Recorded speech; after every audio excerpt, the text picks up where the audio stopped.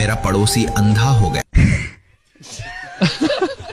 तो मैंने उसकी बीबी की मदद किया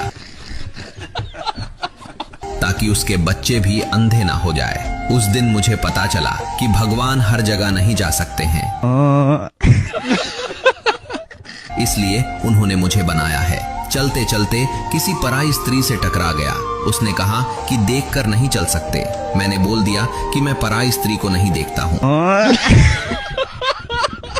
कल दोस्त के घर गया था तो उसकी बीबी बोली कि घर आए हो तो कुछ तो लेना ही पड़ेगा। जब आगे बढ़ा तो दोस्त ने घर से ही निकाल दिया। ये देखकर मुझे बुरा लग गया कि दोस्त को अपनी बीबी पे ही भरोसा नहीं है।